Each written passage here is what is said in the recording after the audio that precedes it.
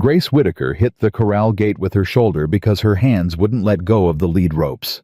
3 horses. All 3. Every one the rustlers had taken. Her left leg had stopped working right somewhere back in the canyon, and the blood on her boot had dried black in the summer heat. She didn't call out for help. She just stood there, barely standing, and held on. And every man at Mercer Ridge Ranch stopped what he was doing and stared. If this story moves you, friend, subscribe to this channel, follow along to the very end, and drop a comment telling me what city you're watching from. I want to see how far this story travels. The summer of 1884 came in hard over the Colorado high country, the kind of heat that pressed down on a person like a physical hand and didn't let up until well after dark. The grass along the ridgeline had gone dry and gold by the first week of July, and the creek that ran through the lower pasture at Mercer Ridge Ranch had dropped 2 feet since May. It was the kind of summer that tested everything fences, horses, men's tempers, and whatever fragile thing a woman carried inside her chest when she was traveling alone and running low on options. Grace Whitaker had been traveling alone for 11 days. She'd left Pueblo on a Wednesday with $17 a bedroll, a saddle that had seen better years, and her late father's cavalry bridle wrapped in oilcloth and tucked into her saddlebag like something sacred. She had a name written on a scrap of paper, Mercer Ridge Ranch, northwest of Granite Falls, and a letter of reference from a livery owner in Pueblo who'd watched her gentle 3 problem horses in a single afternoon and told her flat out that she had a gift. "Go north," he'd said. "Caleb Mercer runs the best horse operation in the high country. Man like that needs somebody who can do what you do. Don't let anybody between here and there talk you out of showing up." She hadn't let anybody talk her out of it. But 11 days of hard riding with short rations had a way of wearing a person down to the bone, and by the time she rode through the timber and saw the main buildings of Mercer Ridge spread out below her in the long afternoon light, Grace Whitaker was operating on stubbornness alone. Her horse, a dun gelding named Pocket, was limping on his right foreleg. She'd known about it since morning, had stopped twice to check the hoof, and found nothing she could pull, and had slowed her pace to spare him as much as she could. It didn't matter. A limping horse was a limping horse, and she knew exactly how it would look when she rode in. It looked exactly the way she'd feared. There were 8 men in the main yard when she came through the front gate, ranch hands breaking for their midday water. A couple of them leaning against the fence rail of the large central corral. One older man crossing from the bunkhouse toward the cook shed. They all saw her at roughly the same moment, and the way their faces arranged themselves told her everything she needed to know about the kind of welcome she was walking into. Not hostile, not warm, just assessing. The way men assessed something they weren't sure was worth their time. She pulled Pocket to a stop near the water trough and dismounted carefully, keeping her weight off the moment of impact, the way you learned to do when your boots had worn through at the heel, and the ground was harder than it looked. She led Pocket to the trough and let him drink. Then she straightened her back, adjusted her hat, and looked for whoever was in charge. The man who stepped forward first was not in charge. She knew that before he opened his mouth. There was something in the way he moved, chest out, chin up, the particular swagger of a man who'd been given a small piece of authority and was actively afraid of having it questioned. He was maybe 40, thick-set with a sunburned face and pale eyes that moved over her the way a person assessed livestock they weren't planning to buy. "Help you with something," he said. Not unkindly, not kindly either. "I'm looking for Caleb Mercer," Grace said. "I was told he might be in need of a horse handler." The man's eyebrows went up about a quarter inch. Behind him she heard one of the men at the fence say something low to the man beside him, and the other one laughed a short, mean sound there and gone. "Horse handler," the foreman repeated. "Yes, sir. You ride in here on a 3-legged horse, been on the road by the look of you for better part of 2 weeks, and you're offering to handle horses." "My horse picked up something in his hoof this morning. I couldn't locate it to pull it. I'll find it this afternoon when I have better light and proper tools." She kept her voice level. "And yes, I'm offering to handle horses." The man studied her for another moment. Then he smiled, not the good kind. "Ma'am, I don't know who told you we were hiring, but we're not in the habit of taking on—" He paused just long enough for the pause to do its work, charity cases. The laughter from the fence rail was less quiet this time. Grace didn't move. She'd heard worse. She'd stood in front of worse men than this one, and kept her feet under her and her voice steady, and she could do it again. "I'm not asking for charity," she said. "I'm asking for work. Same thing given what walked through my gate." Elias. The voice came from across the yard, and it wasn't loud, wasn't raised at all in fact, but everything stopped when it landed. The man in front of her, Elias, went still in a way that told Grace the voice belonged to someone whose stillness was contagious. She looked past Elias toward the far side of the corral. The man standing there was tall, 6 feet, and something more wide through the shoulders, the kind of build that came from actual work, rather than the showing off of it. His hair was dark brown, under the brim of a weathered hat, his face tanned to the color of old saddle leather, a short beard along his jaw. He was holding a coiled rope in one hand and watching her with an expression that gave away nothing at all. Not cold, not warm. Just attentive, the way a man was attentive when something had captured his full focus without his permission. "Mr. Mercer," Elias said, turning. "I was just explaining to this woman that we don't have any—" "I heard what you were explaining." Caleb Mercer walked forward slowly, his eyes moving from Elias to Grace and staying there. He stopped about 10 feet away and looked at her directly. No performance in it, no cruelty, no obvious assessment of what she lacked. Just looking. Then his eyes dropped to her saddlebag, to the oilcloth bundle tied to the outside of it. Something shifted in his face, something she couldn't name there for a second, and then gone behind whatever wall the man kept up. "That a cavalry bridle?" he said. Grace's hand moved to the bundle without thinking. "Yes, sir. Belonged to my father." "What regiment?" "3rd Colorado Cavalry. Sergeant Nathaniel Whitaker." Caleb Mercer didn't say anything for a moment. He looked at her with that same unreadable expression, and then he looked at her horse, at the favored foreleg, at the worn saddle, and the thin roll of her bedroll, and the dried dust on everything she owned. "You've handled problem horses before," he said. It wasn't a question. "Yes, sir. I've been handling horses since I could walk. Gentling difficult animals is what I'm best at." "Elias says we're not hiring." "Elias says a lot of things," Grace said, and she didn't look at the foreman when she said it, just kept her eyes on Caleb Mercer. "But you're the one whose name was given to me. So I'm talking to you." One of the men at the fence made a sound surprised almost. Elias went a particular color that wasn't quite red and wasn't quite purple. Caleb Mercer looked at her for another long moment. Then he said, "Come with me." He walked her to the far end of the corral. The big corral, the one that ran along the north side of the main barn, and she followed him without asking where they were going, because the answer became obvious before they reached it. The black stallion hit the fence rail from the inside, and the wood shook. He was enormous. Not just large for a horse, enormous the way some animals were enormous, as if the species had decided to make a point.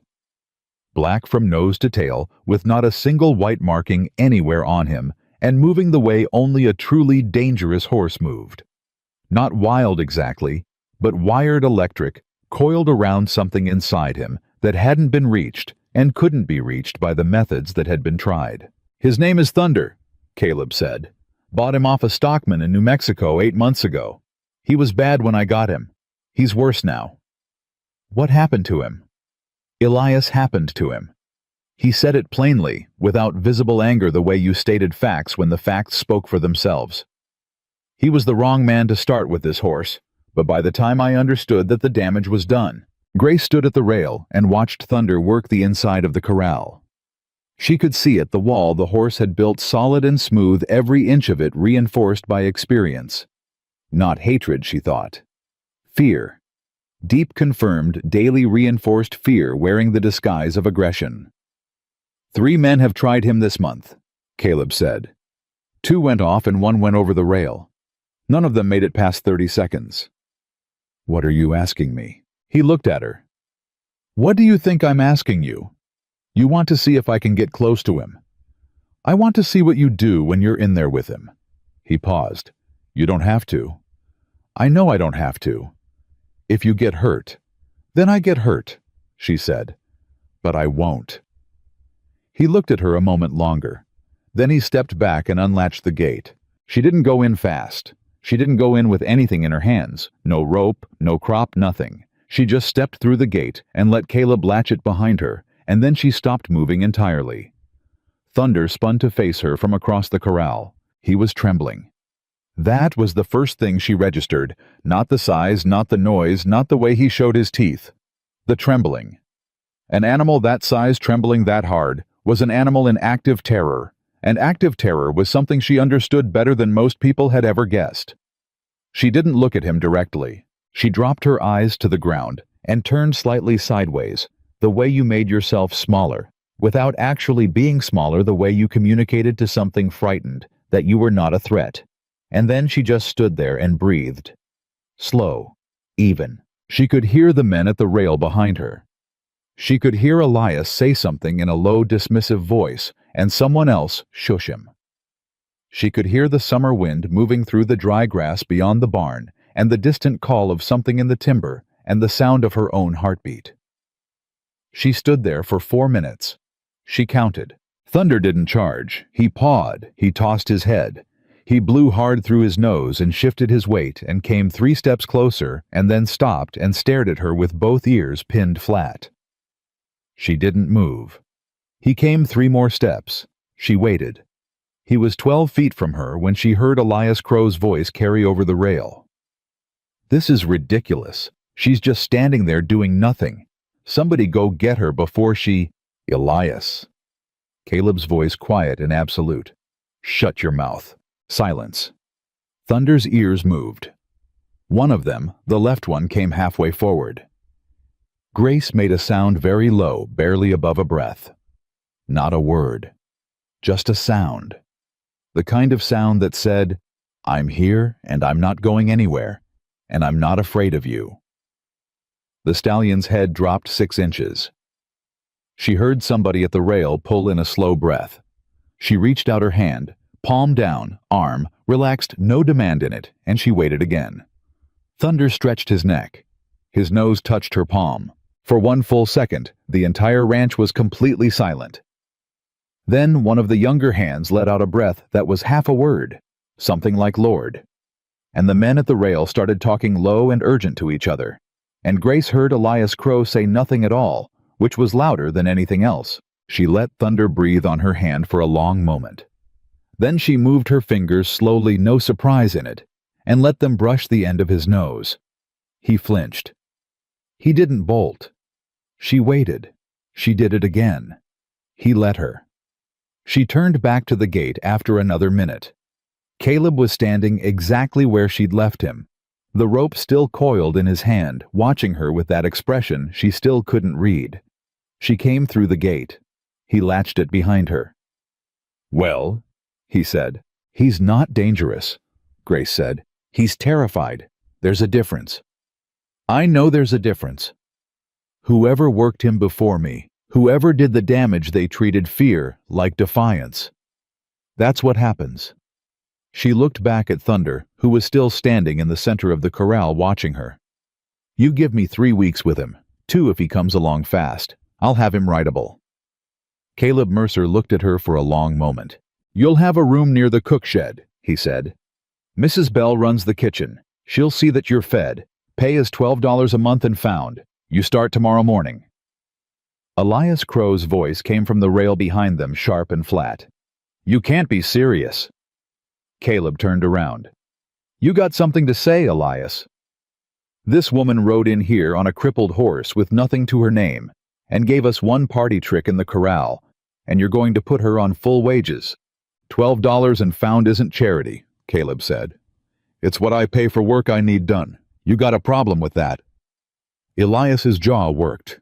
The other men were looking at the ground at their boots at the middle distance, anywhere that wasn't the foreman's face. "I got a problem," Elias said carefully, "with you making hiring decisions based on sentiment. I make hiring decisions based on what I see in front of me." Caleb's voice hadn't changed in volume or temperature, but something in it had changed anyway. "Right now, in front of me, I see a horse handler who just did in 4 minutes what 3 of my best men couldn't do in 3 tries each. He paused.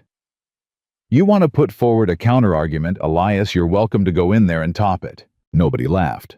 But the silence had a particular texture to it, a held-breath, careful texture, the kind that meant something had been said that everyone would remember. Elias looked at Grace. There was something in that look, something layered and calculating and darker than wounded pride, and she filed it away, tucked it into the part of her mind where she kept things that needed watching. "Welcome to Mercer Ridge," Elias said, and walked away.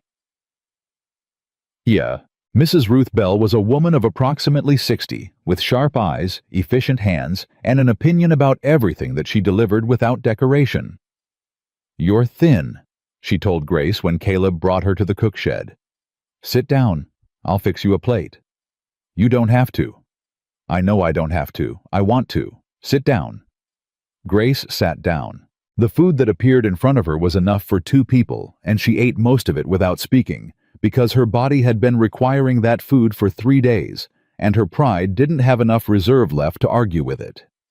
Mrs. Bell moved around the kitchen in the practiced way of someone who had organized this space over years and saw no reason to discuss it, and Grace watched her and felt something unwind in her chest that she hadn't realized had been wound. "Caleb Mercer is a fair man," Mrs. Bell said when Grace had made enough headway on the plate to be capable of conversation. "He's hard, but he's fair. He doesn't make promises he can't keep, and he doesn't take anything from you that you haven't earned." "And Elias Crow," Grace said. Mrs. Bell's hands went briefly still. Then she resumed what she was doing. "Elias Crow has been foreman here for 4 years, she said carefully. "He's good at some parts of his job. He is not good at the parts that require him to manage his own temper." She looked at Grace sideways. "He doesn't like to be shown up. I didn't go in that corral to show him up. I know that. He doesn't."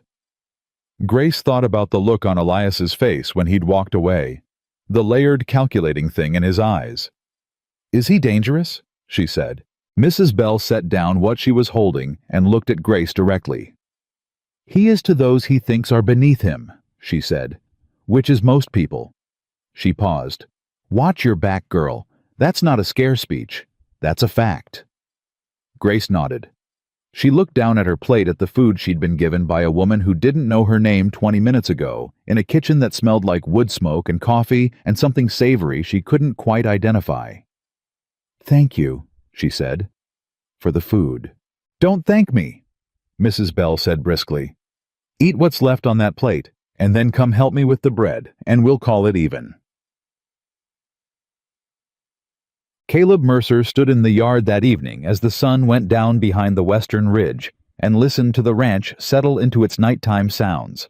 Horses moving in the barn, the last of the men heading to the bunkhouse, the creek running low in the distance. He'd made a decision today that he could justify logically. God knew he'd needed someone with that specific skill for months, and the woman had demonstrated it plainly enough in front of everyone. But the decision had been made the moment he'd seen the cavalry bridle, and he knew it, and he wasn't entirely comfortable with knowing it. Nathaniel Whitaker had saved his life in the mountains 9 years ago. He'd never told anyone that. It wasn't the kind of story he told. But he'd carried it the way you carried things that changed the shape of who you were. And when he'd seen the oilcloth bundle on that battered saddlebag, something in his chest had done something he didn't have a name for. He didn't owe the daughter anything. He was clear on that. But he noticed he wasn't walking away from the window that looked out on the barn, where she'd been given space to put her bedroll, and he noticed he was still listening to the nighttime sounds of the ranch with a degree of attention he didn't usually bring to them. He went inside and didn't let himself think about it further. What he didn't know, what nobody on the ranch knew yet, was that 3 miles north in the timber along the Granite Falls Road, 4 men were camped in a dry creek bed and talking low over a small fire about the horses they'd been watching at Mercer Ridge for 2 weeks. The 3 best mares, the black stallion, and the new woman they hadn't seen before today. One of the men threw a stick into the fire. "We move in 2 nights, he said. "Get the horses, get the stallion, and be in Wyoming before anyone figures out which direction we rode." Nobody argued. 2 miles south, Grace Whitaker lay on her bedroll in the cool dark of the barn and listened to the mountain night settle around her. She could hear Thunder moving in his stall, restless but not panicked. The rhythm of it was different already, and she knew it, and it was enough. She put her hand on the oilcloth bundle beside her head. "Found a place, Papa," she said quietly. "We'll see how long it holds." She closed her eyes. Somewhere in the timber above the ridge, a summer wind moved through the trees and came down across the pasture and through the gaps in the barn walls, and Thunder went still in his stall, and the darkness held everything quietly for a little while. She didn't know yet what was coming, but the mountains had a way of preparing a person whether they knew it or not, and Grace Whitaker had been prepared by harder things than this. She would find that out soon enough. She didn't sleep past first light. Grace was in the barn before the sun cleared the eastern ridge, before the cook shed fire was lit, before any of the ranch hands had rolled out of their bunks. She worked by the gray pre-dawn quiet, moving through the stalls with the practiced efficiency of someone who had learned early that mornings belonged to whoever claimed them first. She found the stone in Pocket's hoof in under 3 minutes.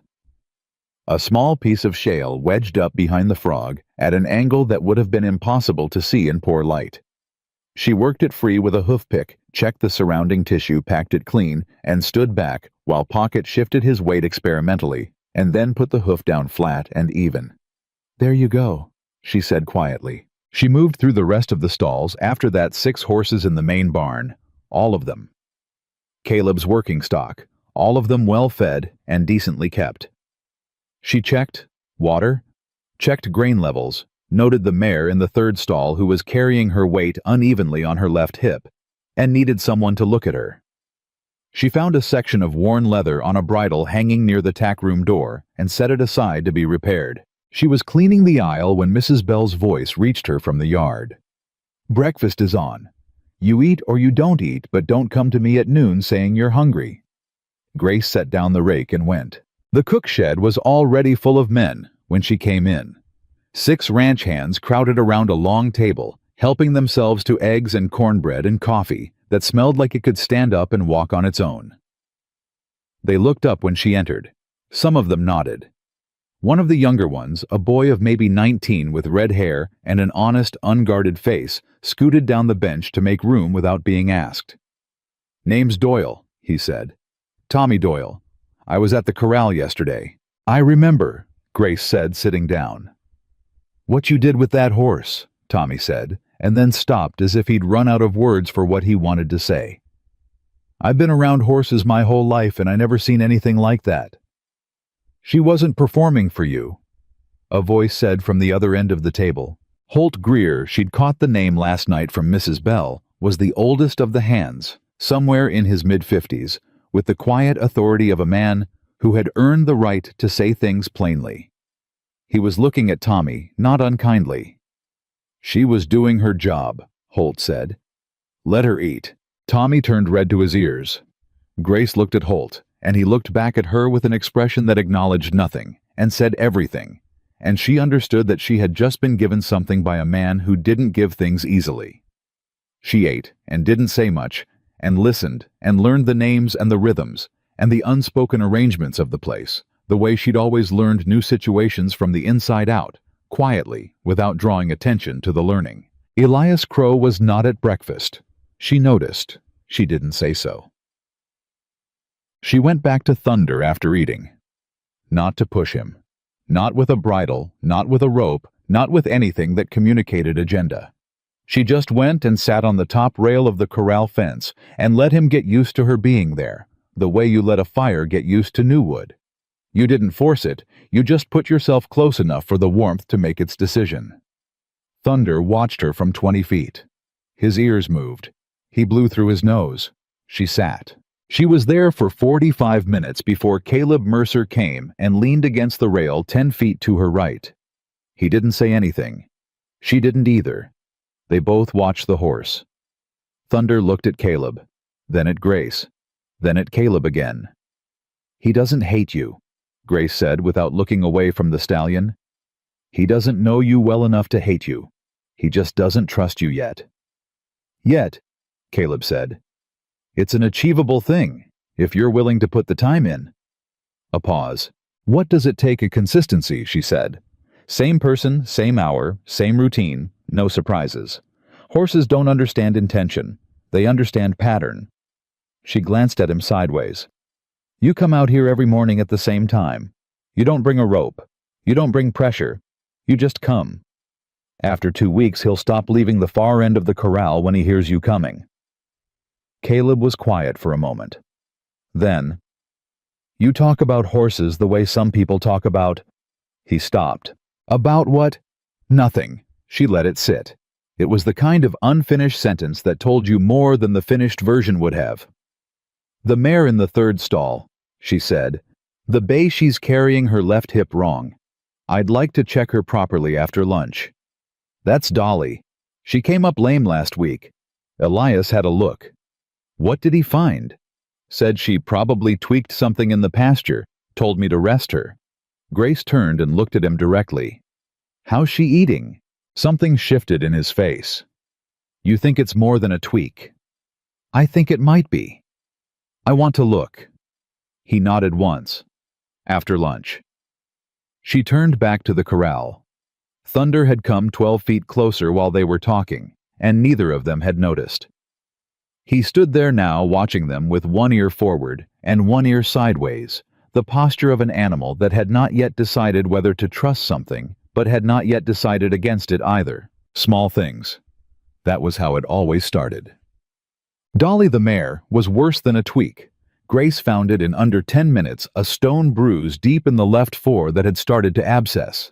Another week of rest, and it might have resolved itself, or might have gone septic, and the line between those two outcomes was thinner than most people wanted to know. She cleaned it, packed it properly, wrapped it, and came out of the stall to find Caleb standing in the barn doorway, watching her with the particular expression of a man reassessing a situation.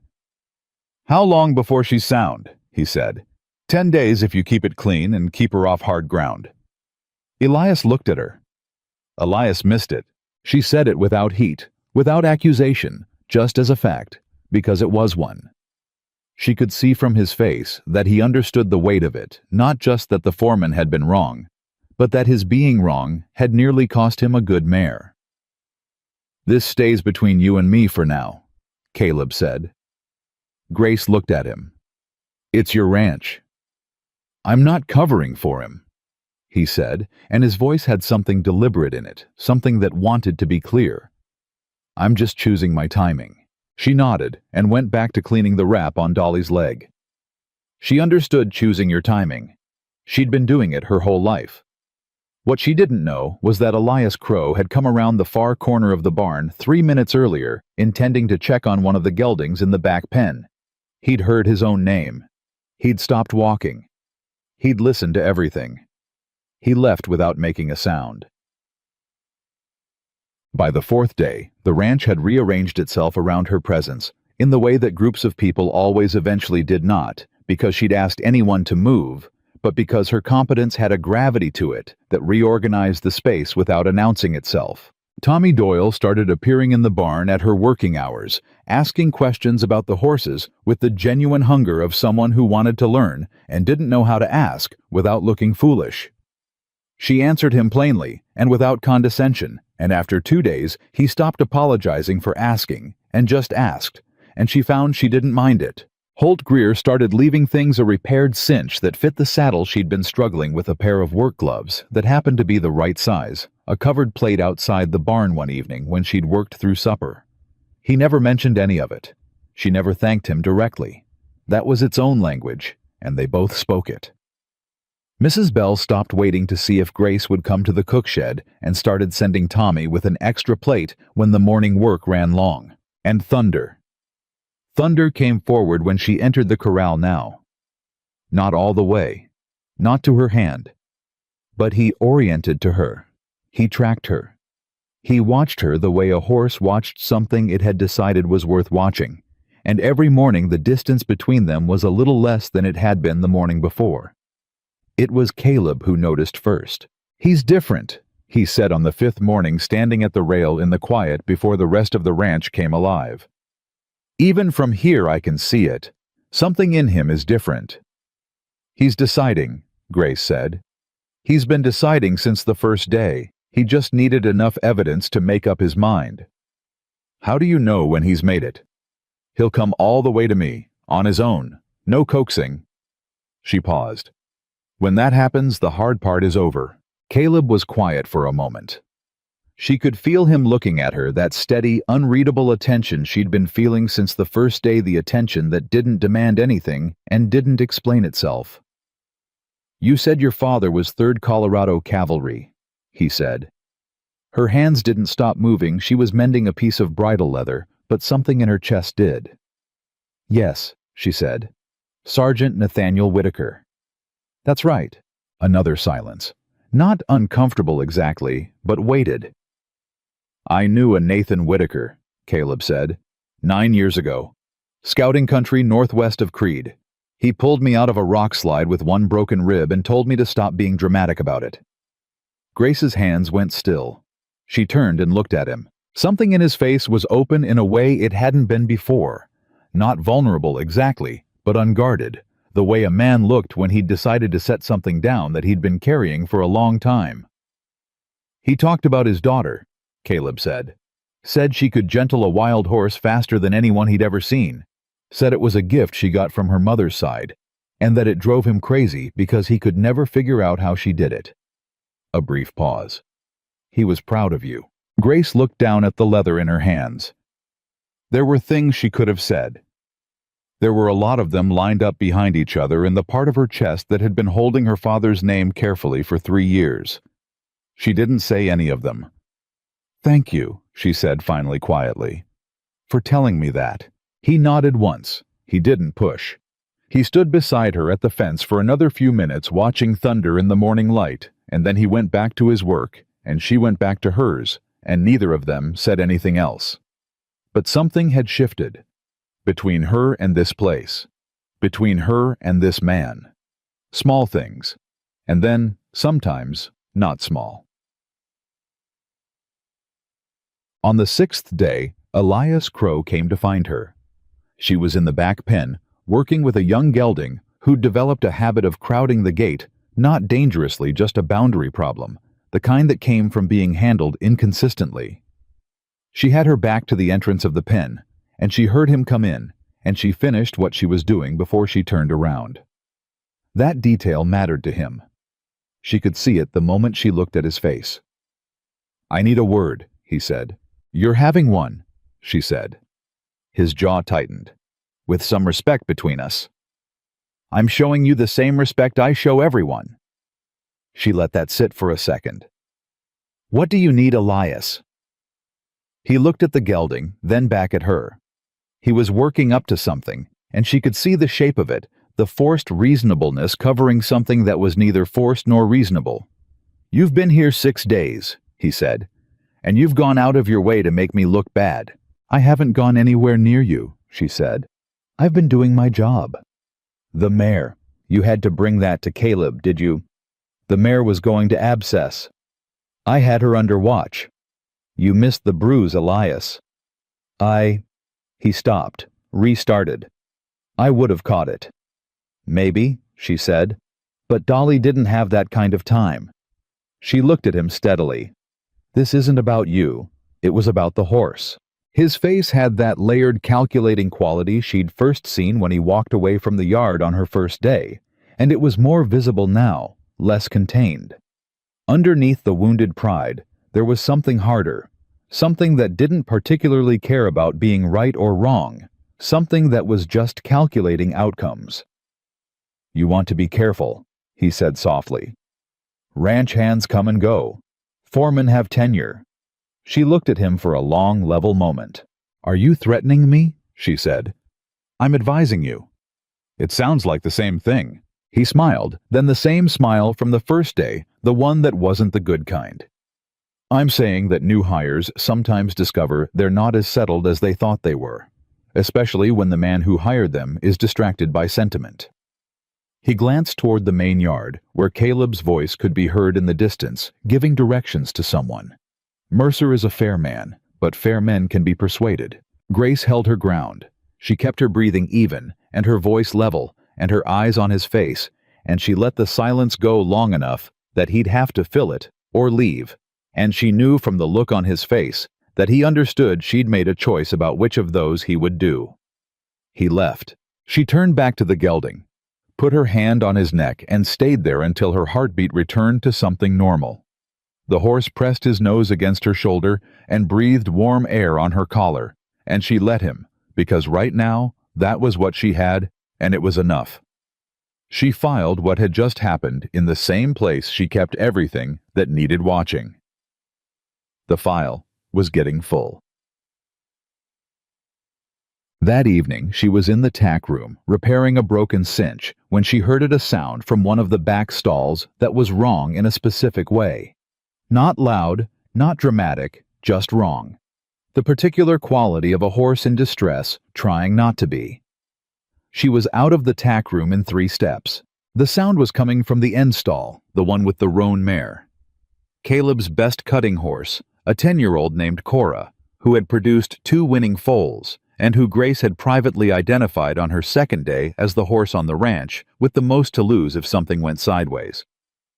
Cora was down, not sleeping down, wrong down, sweating legs, awkward neck stretched long against the stall floor in the posture that meant colic, and the kind of colic that had been going on for long enough that the horse had stopped trying to stand. "Tommy!" Grace's voice came out hard and carrying. "Tommy Doyle right now." She heard him scramble out of the bunkhouse. She'd been wrong.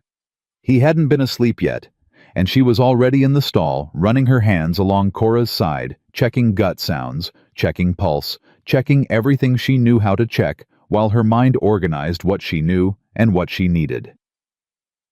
Tommy appeared in the doorway. "Get Caleb," she said. "Don't explain. Just get him here." "Is she?" "Get Caleb." He ran. She worked in the stall for the 7 minutes it took Caleb to cover the distance from the main house, and when he came through the barn door and she heard his footsteps, she called out without turning around. "She's been down for a while. I need you to help me get her up. If she stays down, she'll twist and we'll lose her." He was in the stall in 2 seconds. No questions. He looked at Cora and looked at Grace and did exactly what she directed him to do, and for the next hour and 20 minutes, because that was how long it took, they worked Cora through it together. He did what she told him. Every time. Without argument, without second-guessing, without the particular male stubbornness of men who knew less about a situation, but felt the need to establish something anyway. She noticed. It was not a small thing. At the end of an hour and 20 minutes, Cora was standing head past gas, the sound that every horse person in the history of horse persons recognized as a reprieve from God, and was beginning to take an interest in the water bucket. Grace sat down on the stall floor with her back against the wall and put her hands on her knees and breathed. Caleb crouched down against the opposite wall and watched Cora drink. "She's all right," he said. "Not a question." "She'll be all right," Grace said. "She needs monitoring through the night. I'll stay." "I'll stay with you." She looked at him. He was already looking at her. "You don't have to," she said. "I know I don't have to." She recognized those words. She'd said them herself, standing outside Thunder's corral gate, and something about him saying them now in the same cadence, with the same quiet certainty, moved through her in a way she wasn't entirely prepared for. They sat in the stall with Cora between them, and the summer night settling around the barn, and the silence between them was different now than it had been on any of the previous days. Not comfortable exactly. Not uncomfortable either. Something that didn't have a word for it. Something that happened in the space between 2 people who had just done something difficult together and were still in the quality of quiet that came after. "Your father talked about you like you were someone worth knowing," Caleb said after a long while. Grace didn't look at him. She watched Cora. "He was partial," she said. "He was my father." "He wasn't a partial man about other things," Caleb said. "I didn't know him long, but I knew that much." A pause. "How did he die?" Caleb asked, and his voice had changed, careful, asking permission for the question, even as he asked it. She took a moment. 3 years ago," she said. "Fever. It came on fast and didn't let go." She paused. "He'd been sick before that, But nobody knew it, or he didn't say. That was like him. He didn't say things until he had to. And your mother? Before him, when I was 12. The stall was quiet. Cora shifted, checked her water bucket again, found it satisfactory. What did you do? Caleb said. After your father. Worked, she said. There was a livery in Pueblo that needed handling done. Then a ranch outside Trinidad, then another north of there. I moved when the work moved. She paused. It wasn't a plan. It was just motion. Until now. She looked at him. Until now, she said. He held her look for a moment, and then turned back to the horse, and she turned back to the horse, and neither of them said anything else for a long while, but the silence between them had changed again, and she was aware of it, the way you were aware of weather coming in, not here yet, but certain. She should have paid more attention to the other kind of weather, because what Tommy Doyle saw on his way to the outhouse at 2 a.m, 3 shapes moving through the darkness at the north tree line, moving slow and deliberate and wrong. That was weather of a different kind, and it was already here. He stood in the dark and watched, and his stomach dropped through the ground, and he turned and ran back to the bunkhouse to shake Holt Greer awake. There's men in the tree line, Tommy whispered, his voice cracking on the edge of it. North side, 3 of them at least, moving toward the upper pasture. Holt was on his feet before Tommy finished the sentence. Get your boots, Holt said. Don't run, don't make noise, and God almighty, boy, don't go near that north pasture. Why, what's in the north pasture? Holt looked at him with an expression that Tommy Doyle would not forget for the rest of his life. The 3 best mares on this ranch, Holt said. That's what's in the north pasture. He reached for his rifle. In the barn, Caleb Mercer stood up slowly in the darkness of Cora's stall. Something had changed in the quality of the outside quiet, a specific wrongness he'd spent enough years on this mountain to recognize without being able to name it. He looked at Grace. She was already looking at him. She'd heard it too. She was on her feet before he was. Something's wrong, she said. Stay here. Something's wrong, she said again, and was already moving. He caught her arm at the barn door. Not hard, not long. Just long enough for her to feel the weight of his hand, and the thing underneath the gesture, not control, not command. Something else, something that said, I need you to stay alive, and that matters to me more than I'm going to say right now. She looked at him in the darkness. I'm not staying in the barn, she said quietly. He let go. They went out together into the summer night, and the mountains held their breath, and somewhere in the darkness above the north pasture, the horses were already running. They heard the mares before they saw anything. That particular sound, horses running hard in the dark. Not the loose gallop of animals, spooked by something small, but the driven, desperate run of animals, being pushed by human will against their own, carried down from the north pasture and hit Grace in the chest like a fist. She was already moving before the sound fully registered. Caleb caught up to her in 3 strides and matched her pace without a word. And they came around the corner of the main barn together to find Holt Greer, standing with his rifle in the moonlight, and Tommy Doyle beside him with both hands shaking and his jaw set in the particular way of someone who was frightened and refusing to let it stop him. How many? Caleb said. 3 that I saw, Tommy said. Maybe 4. They came in from the timber on the north side. They had the mares moving before I... Which mares? Holt answered that one. Belle, Rosie, and the gray. All 3 were in the upper pasture tonight.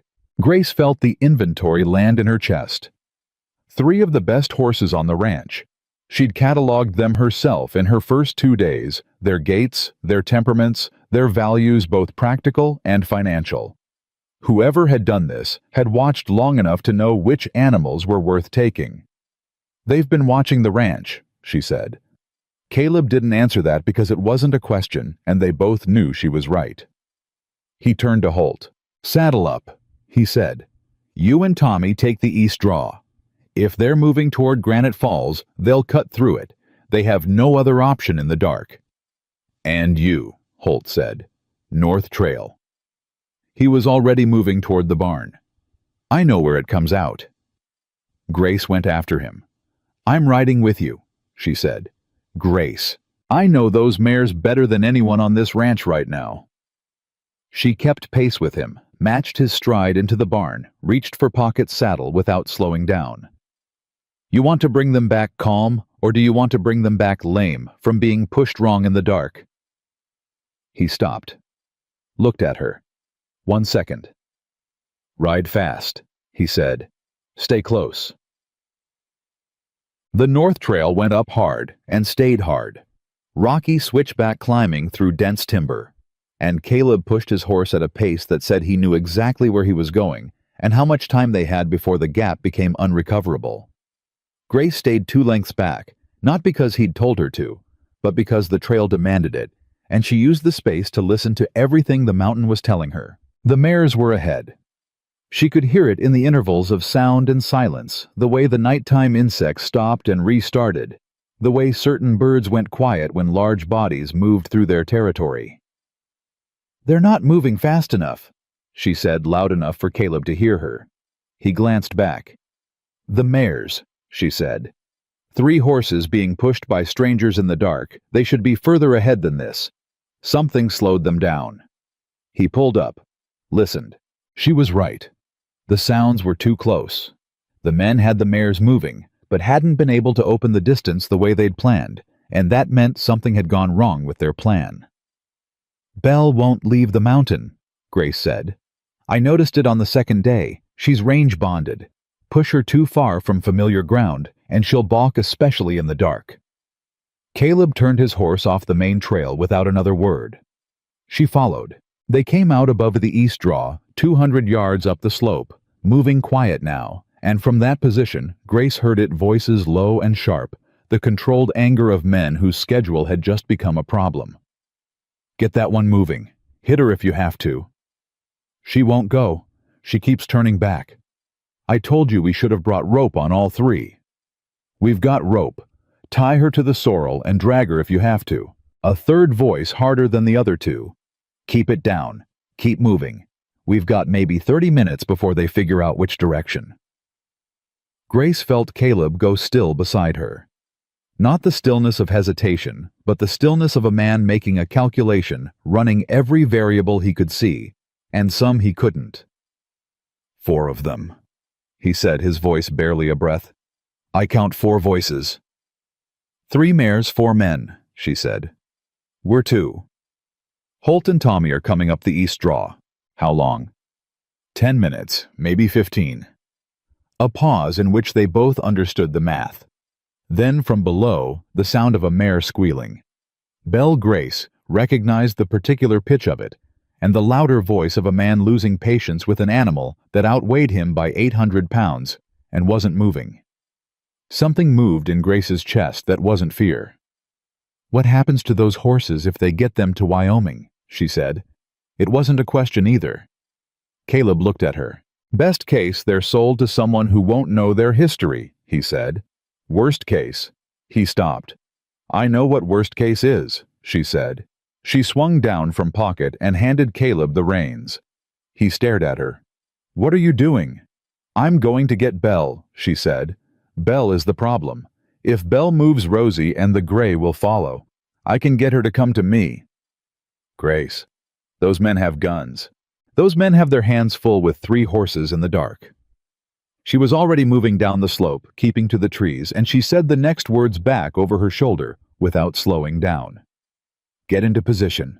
When I move, the mares, those men are going to have a choice to make." She heard him say something behind her, low short a word she was fairly sure was not appropriate for mixed company. And then she heard him move not back, but sideways, cutting a parallel path through the timber, and she understood that he was not going to stop her, and was instead repositioning to cover her. That understanding settled something in her chest, and she let it.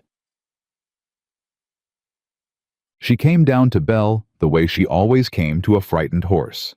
Sideways, slow, without direct approach, letting the animal register her presence before she entered the space the animal had defined as its own. Belle heard her before she saw her. The mare's head came up. The man at her halter yanked on the lead rope. "Move," he said. "Come on, move." Belle planted all 4 feet. Did all. The man yanked harder. Belle threw her head back and nearly took him off his feet, and while he was struggling with that, Grace stepped into the thin moonlight at the edge of the tree line and made the sound low familiar, the exact sound she'd used in the pasture every morning for 6 days, while she brought the mares their grain. Belle's ears went straight to her. "What the—" The man holding the lead rope turned. He had a gun on his hip, but both his hands were occupied, one with the rope and one trying to keep his balance, as Belle surged toward the familiar sound. "Let go of the rope," Grace said.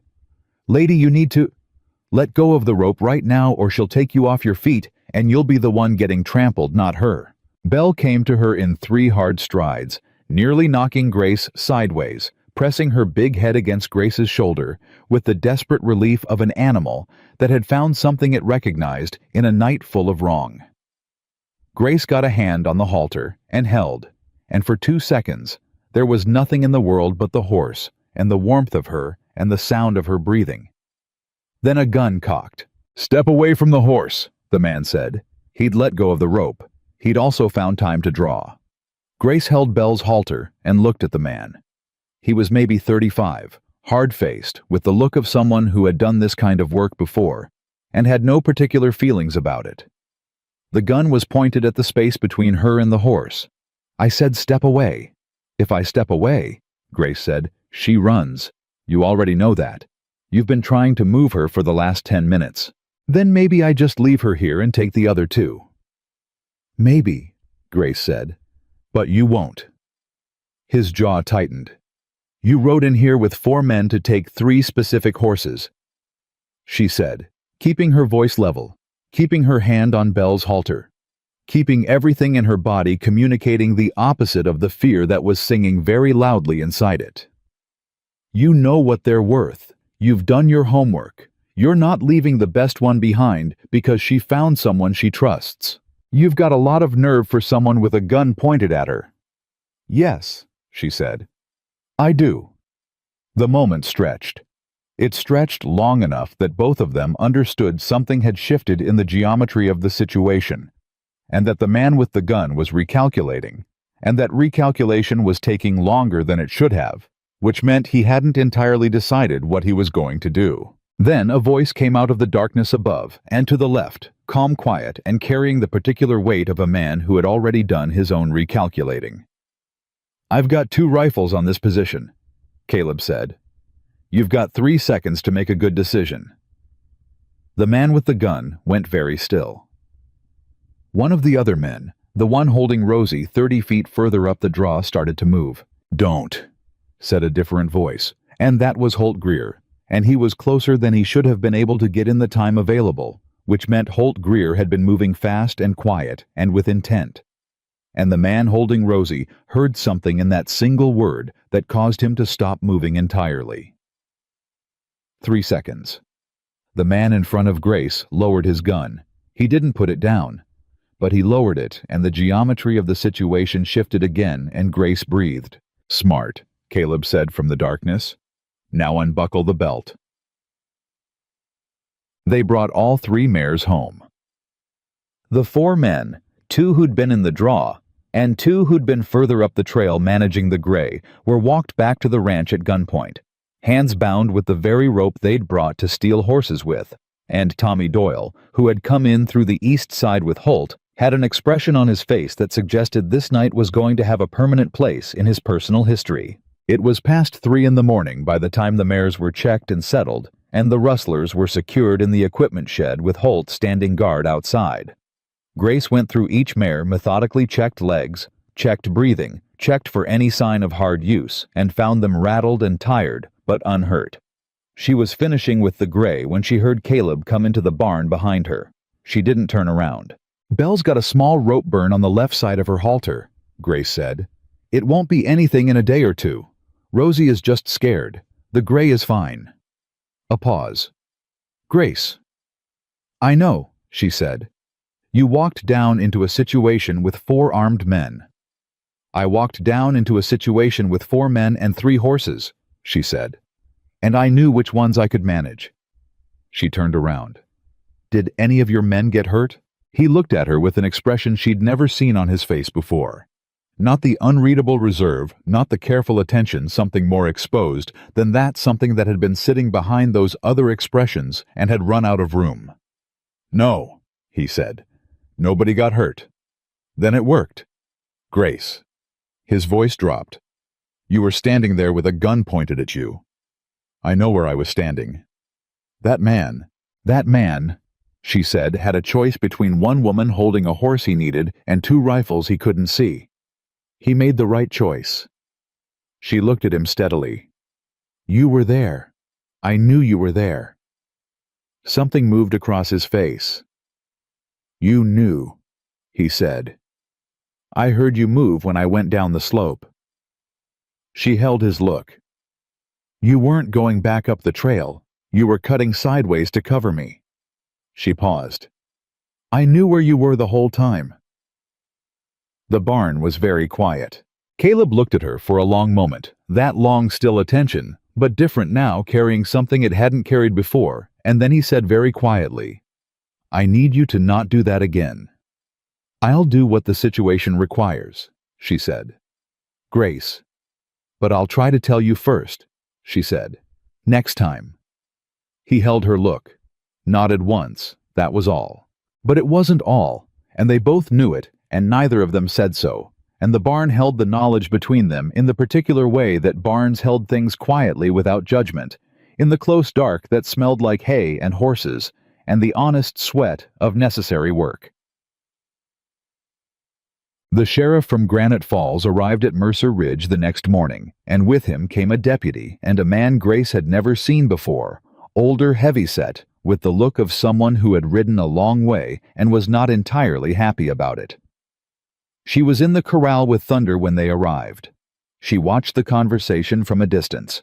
Caleb and the sheriff, the deputy writing things down, the heavy-set man standing slightly apart and listening. She didn't know his name. She would. The rustlers were taken into custody and tied onto horses for the ride to Granite Falls, and as they were brought out of the equipment shed, the man who had pointed the gun at Grace looked for her across the yard. She was watching from the corral fence, and she didn't look away, and after a moment, he looked down.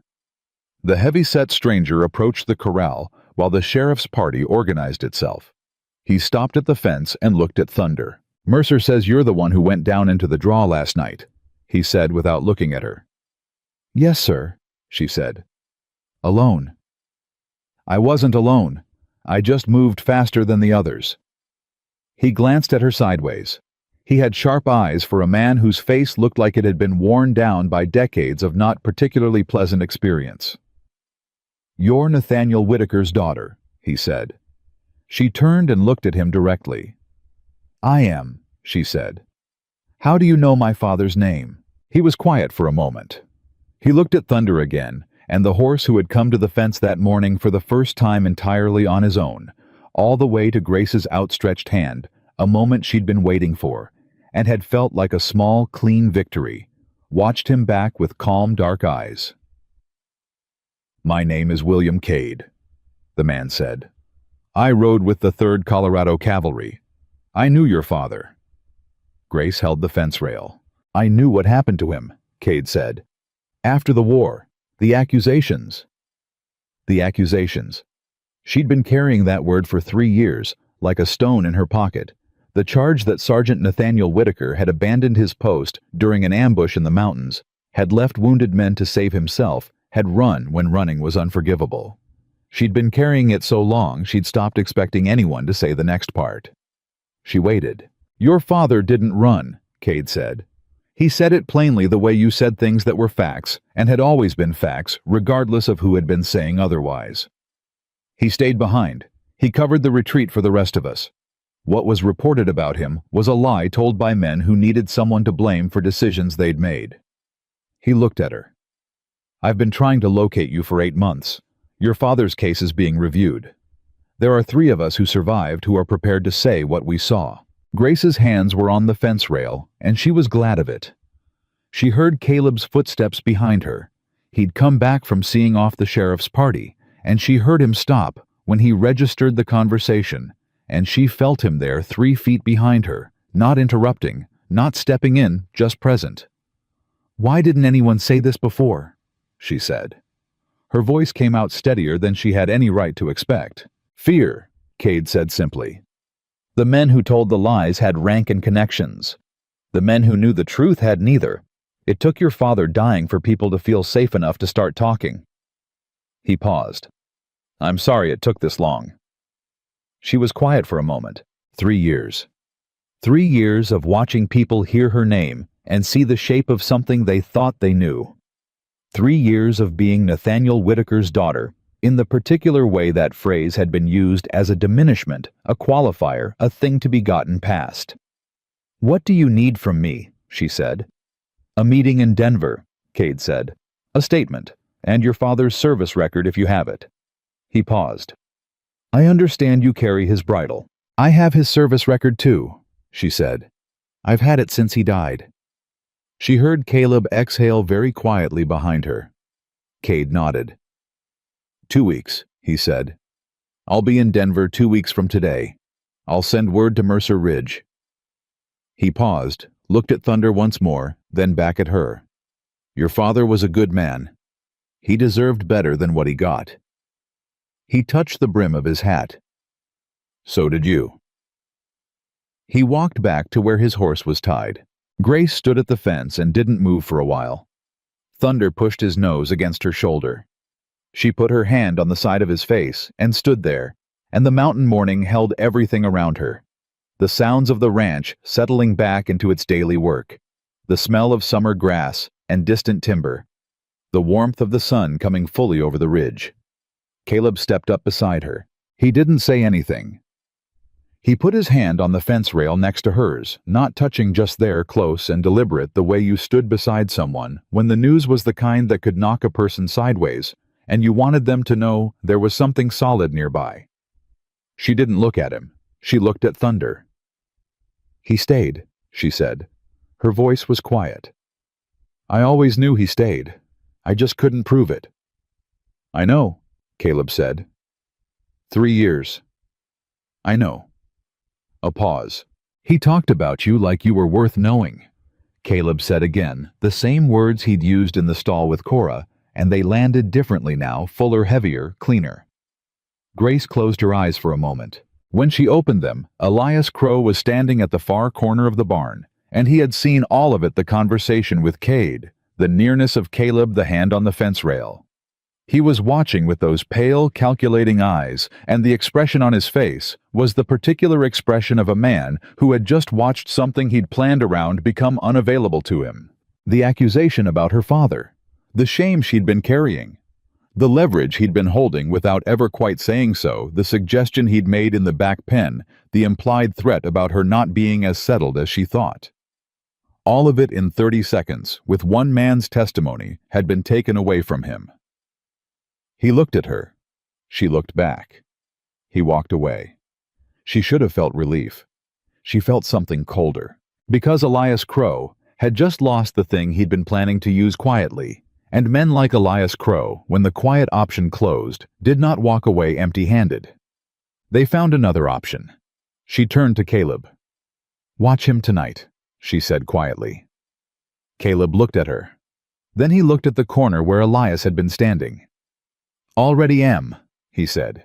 But neither of them was watching at midnight when Elias Crow went to the equipment shed, not to the tools, but to the shelf where the ranch hands kept their personal gear, and took down a lantern and checked the oil and set it by the door with the careful, deliberate action of someone who had made up his mind. And neither of them was watching 2 hours later when the man Elias had ridden to meet in the timber above the north pasture, a different man than the rustlers, older, better dressed, with a letter in his coat pocket that had a lawyer's stamp on it and 3 names at the bottom, turned his horse back toward Granite Falls with instructions and a timeline. 3 days. That was what Elias had been given. 3 days to make enough trouble at Mercer Ridge that Caleb Mercer would be too occupied with what was burning to notice what was being taken. And in the barn, in the stall beside Thunder, Grace Whitaker slept with her father's service record tucked inside her coat, and her hand on the oilcloth bundle that held his cavalry bridle. And she didn't hear any of it. But the mountains heard. They always did. Grace smelled the smoke before she heard anything. It came through the gap in the barn wall at the level of her face, thin wrong. Not the familiar wood smoke of Mrs. Bell's cookshed fire, but something sharper, something that carried the particular urgency of fire that had not been invited. She was on her feet before she was fully awake, her body moving on the knowledge that her mind was still catching up to. Thunder was already moving in his stall, not panicking. He'd come too far in 2 weeks for that, but alert, his hooves shifting in the bedding. His breathing changed. "Easy," she said, her voice automatic calm in the way she made it calm before the calm was real. "Easy, I've got you." She grabbed the cavalry bridle from beside her bedroll, shoved the service record inside her coat, and was out of the stall in 4 seconds. The smell was stronger at the barn door. She looked toward the east side of the equipment shed and saw at the orange edge of something building against the base of the wall, still low, still catchable, but moving with the particular hunger of fire that had been given enough time to find its confidence. She screamed for Caleb before she'd consciously decided to. Fire east, shed fire. Then she was running. She hit the shed wall with a grain sack she'd grabbed from just inside the barn door, beating at the base of the flames before they could find the dry wood above the foundation line. It was the right instinct, and she knew it. Fire at the base could still be fought. Fire that found the wall. Studs became a different conversation entirely, and she worked with everything she had while the sound of boots hitting the ground came from the bunkhouse and the main house and the yard. Tommy Doyle reached her first. He took one look and reversed direction back to the water trough, came back with a bucket, and they worked it together. And then Holt was there, with another bucket, and then 2 more of the hands, and the fire, which had been fed by oil. She could smell it. Clearly now, oil and intention fought them for 4 minutes that felt like 40, before it gave up its ambitions on the east wall. 4 minutes. She stood with a blackened grain sack in her hands, and her lungs full of smoke, and looked at the scorch mark on the wall and understood exactly what she was looking at. Caleb came to stand beside her. He was breathing hard. He'd come from the main house, and he'd come fast, and the expression on his face when he looked at the burn pattern at the base of the wall was the expression of a man who had arrived at a conclusion he'd been avoiding and could no longer justify avoiding it. "Oil," he said. "Yes," she said. "Where's Elias?" Nobody answered. The hands looked at each other. Tommy looked at the ground. Holt looked at Caleb with the flat, honest expression of a man who had known something was coming and felt no satisfaction about being right. "His bunk," Holt said. "I'll check." He came back in 2 minutes. "Horse is gone," he said. "His personal gear is gone. Bunk's been cleared out."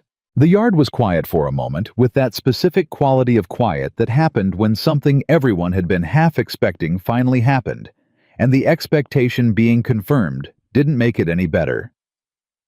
Caleb turned and looked at the barn, at the horses, at the equipment shed, at the scorch mark, at the grain sacks Grace was still holding.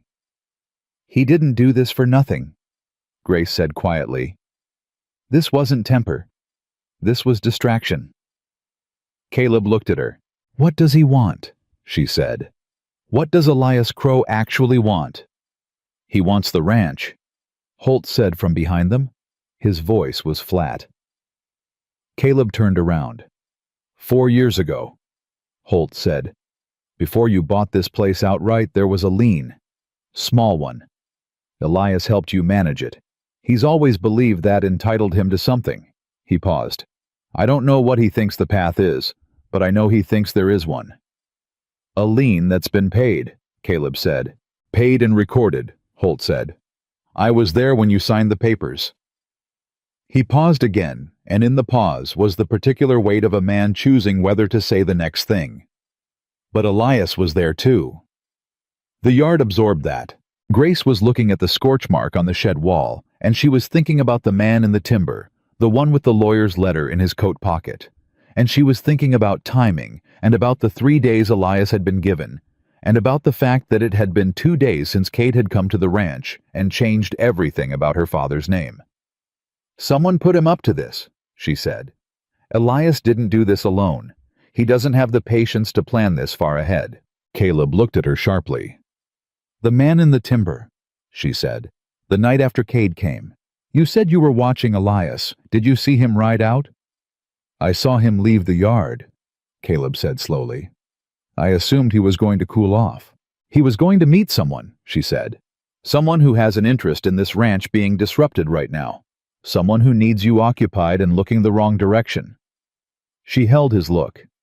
"Is there anything active right now? Any claim? Any dispute? Any legal matter you're managing?" Caleb went very still, the kind of still that answered the question. "There's a water rights dispute," he said. "North Creek. I've been fighting it for 8 months. The hearing is in 11 days. Who's the other party?" "A man named Aldrich. Gerald Aldrich. He runs cattle in the valley below Granite Falls, and he wants the creek diverted. I have prior claim and documented use, but his lawyer has been filing delays and—" He stopped. He stopped because he'd just connected the same thing Grace had connected 3 seconds ahead of him, and the connection was not a comfortable one. "If something goes wrong at the ranch," Grace said carefully, "something that requires your attention, something that brings your management of this property into question, something that happens 11 days before a water rights hearing, where you're the primary objector." The summer morning was very quiet. "It puts me on the back foot," Caleb said. "It puts you somewhere a good lawyer could work with," Grace said. Holt said something under his breath that wasn't a word so much as a sound. Tommy looked between Caleb and Grace with the expression of someone who was understanding something about the world that nobody had told him was in it. Caleb looked at the scorch mark. "We've got 11 days, he said. 10, Grace said. "He's already used one." The first thing Caleb did was ride to Granite Falls. He went alone at first light, and Grace didn't argue about it, because this particular errand required a property owner and a title, and things that she couldn't provide. She watched him ride out, and then turned back to the ranch and the 11 things that needed doing before noon. She was in the corral with Thunder actually on him now, bareback moving at a slow walk, while he figured out that having a person on his back did not require the world to end when Mrs. Bell came out of the cook shed and stood at the fence with her arms crossed and her expression doing something complicated. "There's a man here," Mrs. Bell said. "Came up the South Trail. Name's Aldrich." Grace brought Thunder to a stop. "Gerald Aldrich. He didn't give a first name. He's sitting in the yard asking for Caleb and being unpleasant about being told Caleb isn't here." Mrs. Bell's voice was careful. "He's got 2 men with him." Grace looked at Thunder, looked at Mrs. Bell, made a decision. She swung down from the stallion's back, and 3 months ago that sentence would have been impossible, but he stood for it, the way he'd been standing for everything lately, with the particular steadiness of an animal that had found its way to trust and intended to keep it, and led him to the gate. "Where is he?" she said. "Main yard." She walked out. Gerald Aldrich was about 55, well-dressed in the manner of a man who was wealthy enough to be comfortable and not quite wealthy enough to be careless about showing it. He had the look of someone who was accustomed to getting responses from people faster than he was getting them currently. The 2 men with him were the physical variety. Broad arms loose at their sides, looking at the ranch with the assessing eyes of men who were measuring things. Grace came into the yard and looked at all 3 of them. "Mr. Caleb Mercer isn't here," she said. "I'm Grace Whitaker. I work this ranch. What can I do for you?" Aldrich looked at her with the particular expression of a man who had expected an audience with the principal and been given a school monitor instead. "I need to speak with Mercer," he said. "You can speak with me, or you can leave a message," Grace said. "Those are your options today." His expression adjusted. "And who exactly are you?" "I told you. Grace Whitaker, horse trainer and ranch hand." She held his look. "And the person standing between you and the barn right now, if you're interested in the full picture." One of the men beside Aldrich shifted his weight. She didn't look at him. "I want to discuss the North Creek situation," Aldrich said. "Man to man. There's no reason this has to go to a hearing. I'm prepared to offer Mercer fair compensation for a formal water agreement." "Mr. Mercer has prior claim to that water," Grace said. "You and your lawyer have been trying to delay that fact into irrelevance for 8 months. That's not a negotiation. That's attrition. Aldrich looked at her the way men looked at women who said things they hadn't expected. The hearing is in 10 days, Grace said. If Mr. Mercer wants to discuss terms, he'll do that through his own lawyer, at the appropriate time, in the appropriate place. She paused. Riding up to his ranch with 2 large men, 2 days after someone tried to burn his equipment shed, is not the appropriate place. The word shed landed. She saw it land. She saw Aldrich's face do something very brief and very controlled. A flicker there and gone, and that flicker told her everything she needed to know about what he had and hadn't known about the fire. He knew, and he hadn't expected her to connect it. I don't know anything about any fire, he said. I didn't say you did, Grace said evenly. I said someone tried to burn the shed. That's a fact, and I'm noting that your timing is interesting. The yard was quiet. Tell Mercer I came by, Aldrich said after a moment. I'll tell him, Grace said. I'll tell him exactly what you said, and how you said it, and who you had with you. She paused. He keeps good records. So do I. Aldrich looked at her for a long moment. Then he turned his horse, and the 2 men followed him, and Grace stood in the yard and watched them go, and kept her face composed until they'd cleared the south gate, and the sound of hooves had faded. Then she turned around and found Tommy Doyle standing 10 feet behind her with his mouth slightly open. Were you there the whole time? She said. Yes, ma'am, Tommy said. I thought in case. She looked at him. Thank you, Tommy, she said. Write down what you heard, all of it. Date it and sign it and bring it to me. He blinked. You want a written account? I want a written account from every person on this ranch who witnessed anything in the last 3 days. The fire, Elias leaving, Mr. Aldrich's visit just now, everything. She looked at him steadily. This is going to a hearing in 10 days. The more voices that tell the same true story, the harder it is to tell a different one. Tommy straightened. Something in his young, honest face found a new angle, older, more resolved. Yes, ma'am, he said, and went. Caleb came back from Granite Falls at midday with his lawyer, a thin, precise man named Arthur Voss, who wore a coat that was wrong for summer and carried a leather satchel like it was something he'd fight for, and he listened to everything Grace told him about Aldrich's visit with an expression that got progressively more attentive as she spoke. When she finished, Voss opened his satchel and took out a notepad. You said his face changed, Voss said. When you mentioned the fire, describe it. A flicker, Grace said. Gone in about a second. He recovered quickly, but it was recognition, not surprise. You're certain? I've been reading faces since I was 12 years old, she said. I'm certain. Voss wrote something down, looked at Caleb. She's a credible witness. I know she is, Caleb said. If we can establish that Aldrich had prior knowledge of an act of arson on your property, the hearing becomes considerably less complicated. He turned back to Grace. You said you're collecting written accounts from the ranch hands. Already in progress. Voss looked at her with the expression of someone who was updating a category in real time. Miss Whitaker, have you done this kind of work before? Not this kind specifically, Grace said.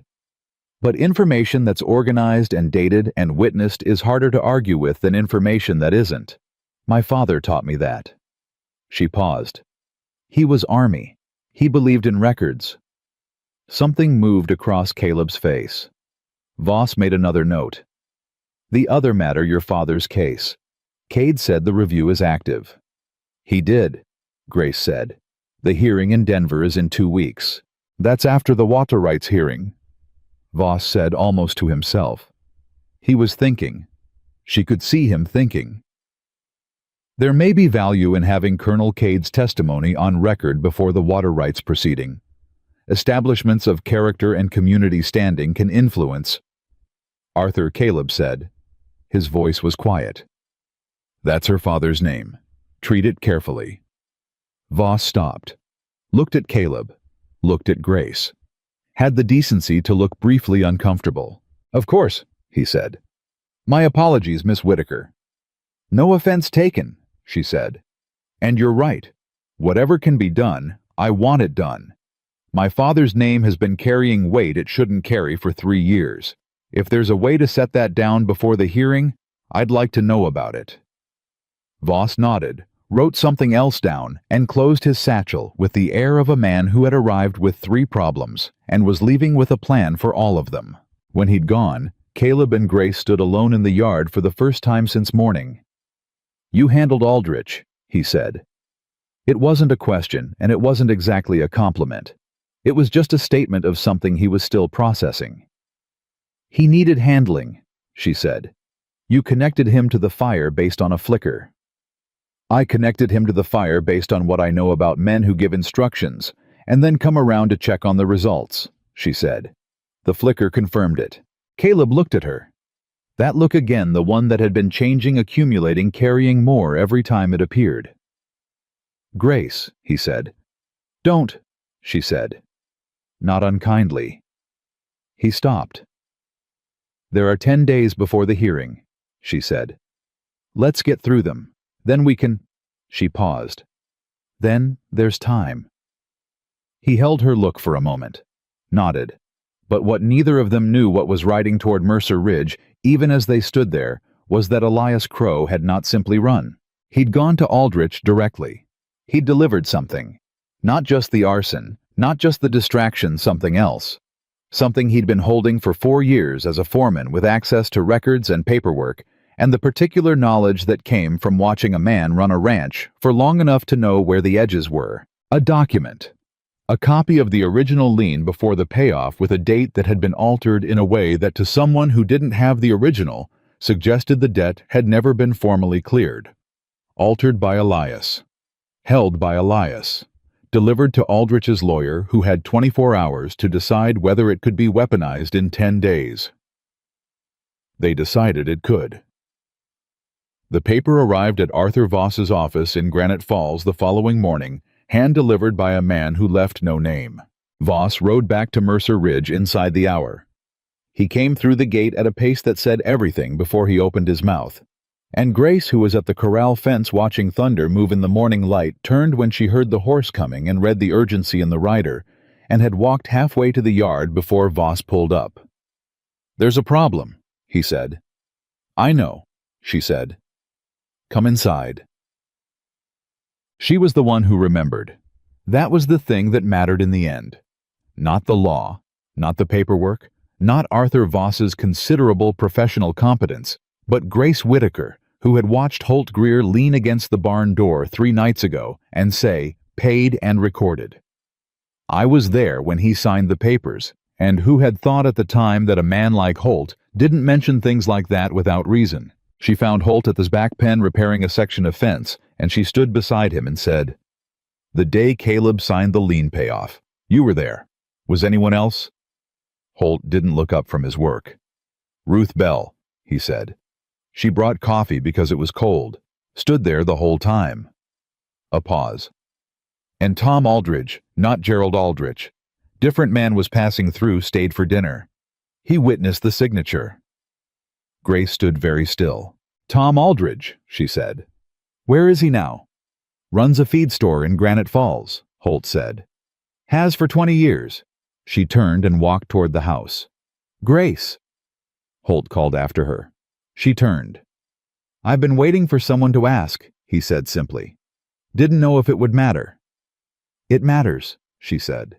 She found Caleb and Voss at the kitchen table with the fraudulent document between them and the particular atmosphere of men who were working a problem with inadequate tools, and she came in and sat down and said, "There are 2 witnesses to the original signature who are currently alive and located in Granite Falls.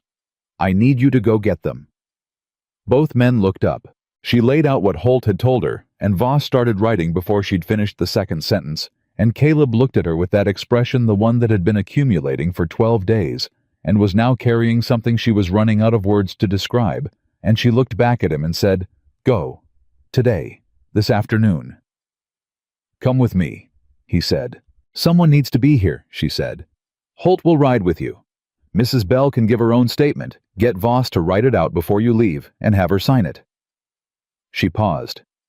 "And find out if Tom Aldrich keeps records." Men who witness legal documents sometimes do. Caleb stood up. He put his hand on the table next to her hand, not touching that same deliberate nearness, and looked at her for one moment with something plain and unguarded in his face. "When this is over," he said. "When this is over," she said. He left.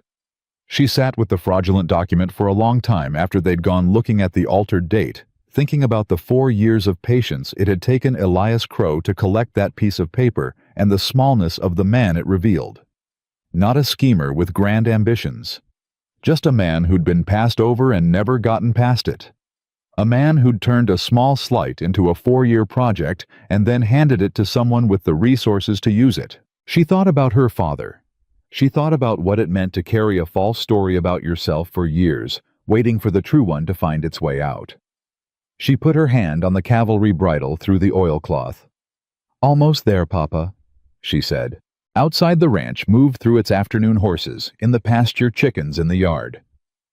Tommy Doyle, crossing from the bunkhouse to the barn, with a notebook in his hand, because he'd been collecting written accounts from every man on the property, with the serious efficiency of someone who'd been given his first real task and intended to do it exactly right. She watched him from the window. That honest young face doing the right thing because someone had asked him to. She thought this is what a place looks like when it's worth protecting. Then she stood up, tucked the cavalry bridle inside her coat next to her father's service record, and went out to keep watch over what was hers to keep. The mountains held the afternoon quietly. 10 miles south, in the timber along the Granite Falls Road, Elias Crow sat at a campfire and waited for word that the plan had worked. He was still waiting when just before dark, the sound of hooves on the road told him someone was coming. He stood up. It was not the someone he'd expected. It was the county sheriff, and he had a deputy, and he had a warrant with Elias Crow's name on it, and behind him sitting his horse, with the quiet patience of a man who had done what needed doing and was in no particular hurry about the rest, was Holt Greer. Elias looked at Holt. Holt looked at Elias. 4 years, Elias said. His voice had something cracked in it. 4 years, Holt said. And you spent all of it on this. The sheriff cleared his throat. Elias sat back down by the fire and put his hands up and said nothing else because there was nothing left to say, and the mountains held that silence too, the way they held everything without judgment, without comfort, without anything except the simple fact of what had been done and who had done it. And back at Mercer Ridge, Grace Whitaker stood in the corral with Thunder moving loose and free around her, the big black horse circling her. The way planets circled something they'd decided was the center, and she felt the evening come in cool and clean off the high country. And she breathed it in, and for the first time in 3 years, the breathing felt like it went all the way down. Not over yet, but close. The morning Caleb came back from Granite Falls with Tom Aldridge riding beside him. Grace was in the barn, braiding Belle's mane and listening to the ranch breathe. She heard the hooves before she saw the horses, and she stepped out into the yard with her hands still smelling like horse, and her hair not particularly organized, and she counted the riders as they came through the gate. The way she always counted things first pass, quick and efficient, registering what mattered. Caleb, Holt, Voss, and a man in his 60s with a feed store owner's hands and a witness's memory. Tom Aldridge. She exhaled. Caleb caught her eye across the yard before he'd even dismounted, and the look on his face said what his voice didn't. "It's done, we have him? It's going to hold." And she nodded once and turned back to the barn to give him time to get the horses settled, because there was work still to do, and she was not the kind of person who fell apart in a yard, not even from relief. Mrs. Bell, who missed nothing, came out of the cook shed with a tray of coffee cups and distributed them with the efficiency of a general managing field supplies. "Sit down, Mr. Aldridge," she said, as if the man had been expected for weeks. "I made cornbread." Tom Aldridge sat down. Voss spread the documents on the kitchen table, the fraudulent copy with its altered date, the original payoff record that Tom Aldridge had kept in a strongbox in his back room, because he was exactly the kind of man who kept things in strongboxes, and a written statement from Aldridge himself, dated and signed, describing in clear language what he had witnessed and when. Beside it, Mrs. Bell's statement. Beside that, Holt's. 3 witnesses, 1 document, 1 altered date. The forgery case is solid, Voss said. He was not a man who used the word solid lightly. Grace had understood that about him inside the first 10 minutes of their acquaintance. Elias Crow altered a legal document and passed it to a third party for use in a property dispute. That's criminal fraud in Colorado territory. The sheriff has the warrant. Crow is already in custody. And Aldrich, Caleb said, receiving and attempting to use a fraudulent document in a legal proceeding. Voss tapped his pen on the table. His lawyer will try to argue Aldrich didn't know it was forged. That argument becomes considerably harder when we establish that Aldrich came to this ranch unannounced with 2 men 2 days after an arson on your property that Crow committed at Aldrich's direction. He paused. We can establish that. We can establish the meeting in the timber.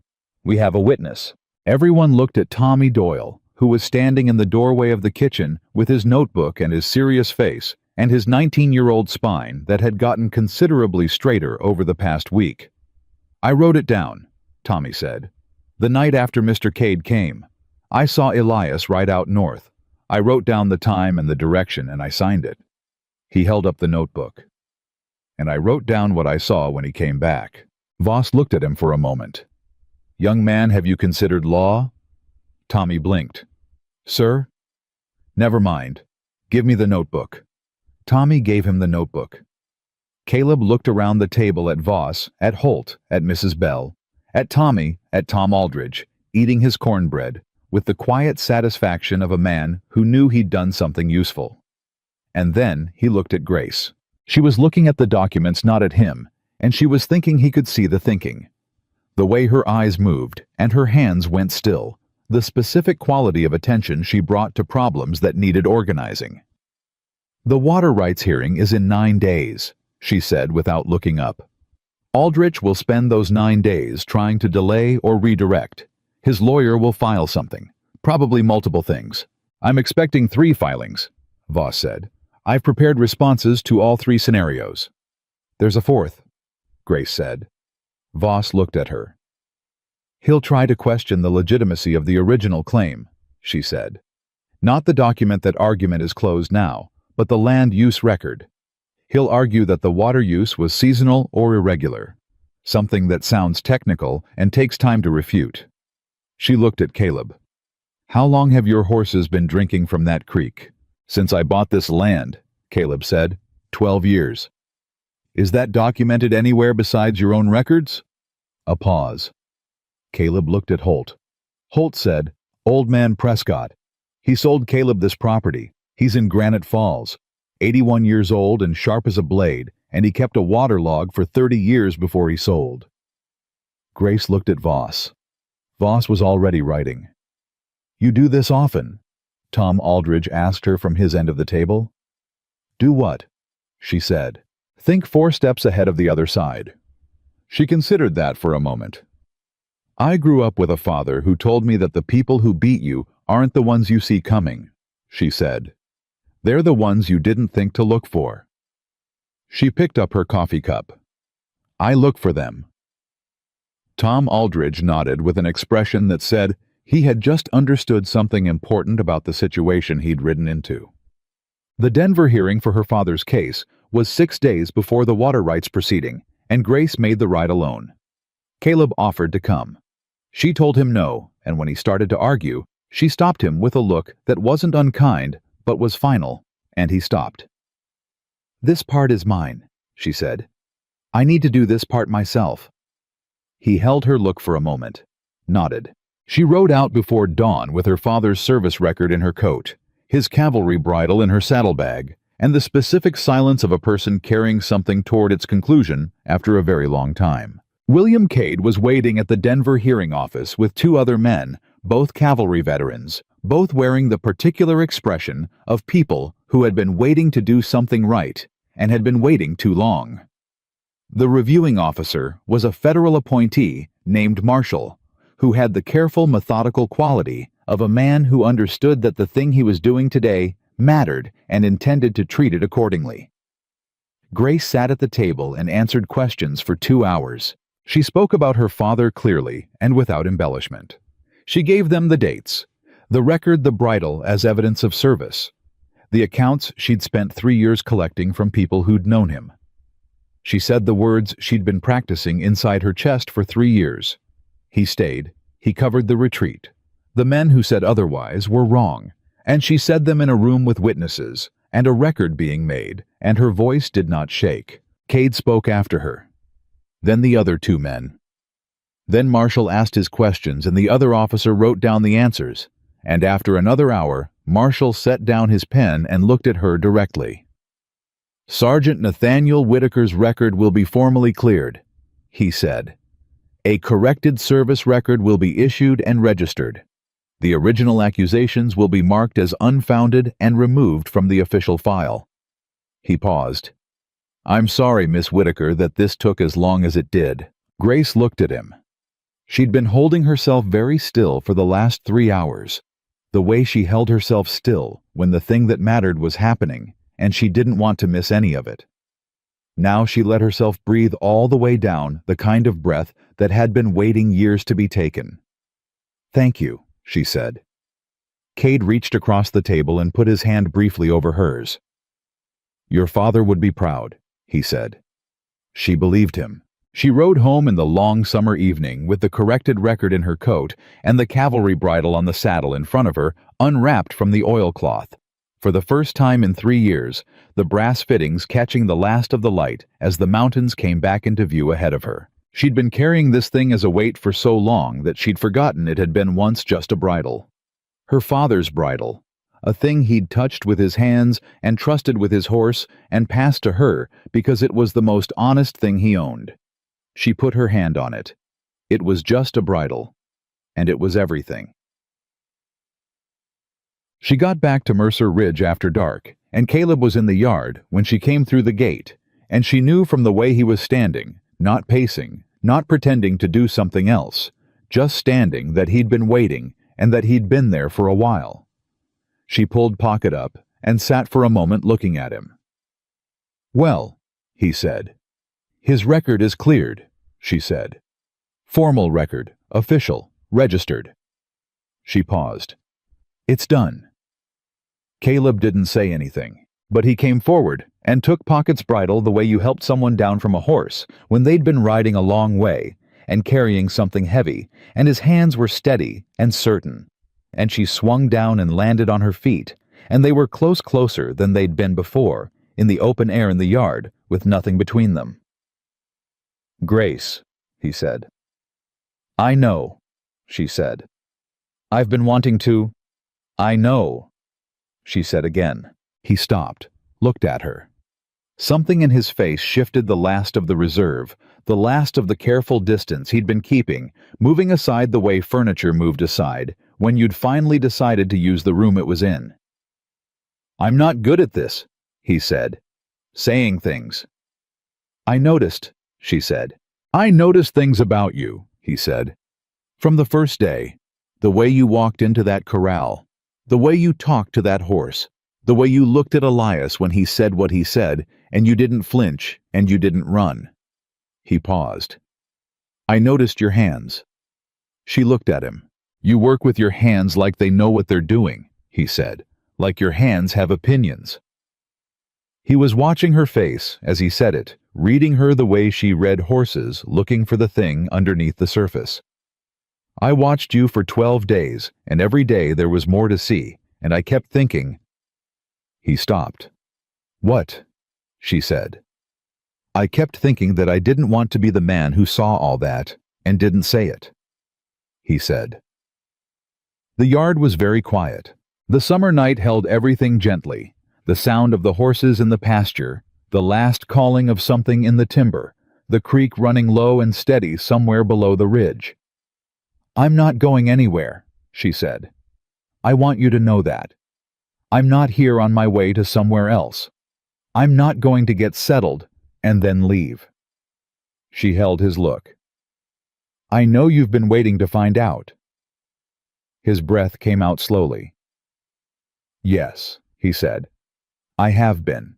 I know what this place is," she said. "I know what it took to build it. I know what it costs to keep it." She paused.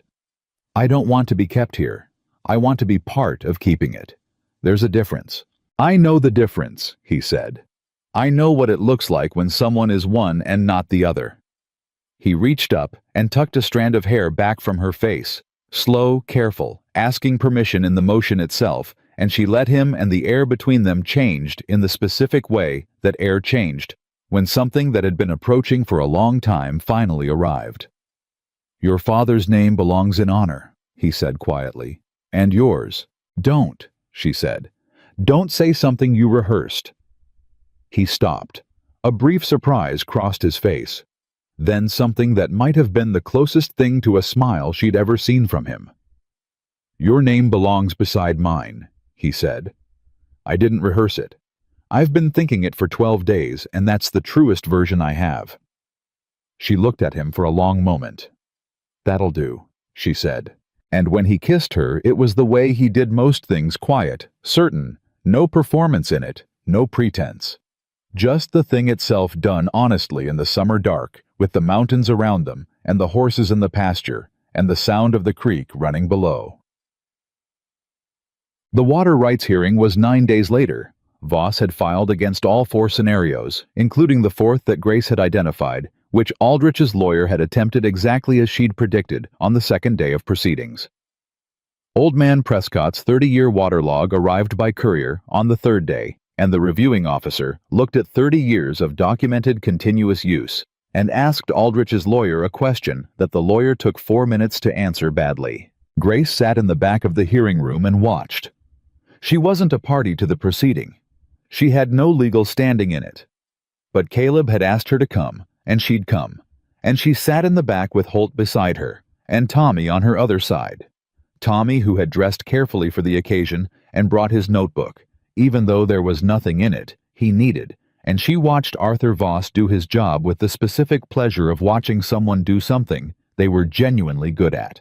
Gerald Aldrich sat at the other table with his lawyer, and the increasingly uncomfortable expression of a man whose plan had been built on a foundation that kept turning out to be smaller than he'd thought. On the 4th day, the water rights ruling came down. Caleb Mercer, prior claim documented continuous use confirmed by 3 witnesses. The North Creek remained where it had always been, feeding the pastures and the horse troughs, and the kitchen at Mercer Ridge, running down the mountain the way it had run for longer than any of them had been alive. Aldrich stood up without a word and walked out. His lawyer took longer to pack his papers. Outside on the steps of the hearing building, Caleb found Grace leaning against the wall with her arms crossed and the summer sun on her face and her eyes closed. He stood beside her. "We won," he said. "I know," she said. I could hear Voss from the back row. "Aldrich is done," he said. "The fraud case will finish him in this county, and Elias," he paused, "Elias will be in a cell in Granite Falls for the next several years." Grace opened her eyes and looked at the street, at the ordinary business of a Colorado Territory town, on an ordinary summer morning. People moving and talking and living their lives in the particular way of people who had no idea that something important had just been decided nearby. "He wasted 4 years," she said, "on one grudge." "Some men do," Caleb said. "It's a terrible way to spend time." "Yes," he said. "It is." She turned her head and looked at him. He looked back at her the way he'd been looking at her for 3 weeks now, without armor, without distance, with the full attention of a man who had stopped pretending he wasn't paying it. "Let's go home," she said. They rode back to Mercer Ridge in the long afternoon, the 2 of them and Holt and Tommy, and when they came through the main gate, the ranch received them the way it always received returning riders, with the ordinary activity of a working place. Doing its work, horses in the pasture, Mrs. Bell's fire going in the cookshed, the smell of summer grass and timber, and everything that was ordinary and right. Mrs. Bell came out to the yard before they'd dismounted and looked at Caleb's face and said, "Good," and went back inside. Holt said, "I'll take the horses," and did. Tommy said, "I'll write it all down," and went to find his notebook. And Grace and Caleb stood in the yard alone in the afternoon light, and the ranch moved around them the way it moved around every ordinary thing that was part of it. And that was the thing that mattered, that she was ordinary here, ordinary in the right way, the way a person was ordinary when they belonged somewhere. "There's something I want to do," she said.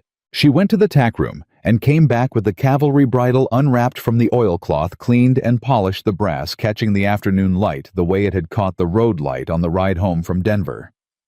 She went to Thunder's stall and stood at the gate. The black stallion came to her immediately. No hesitation.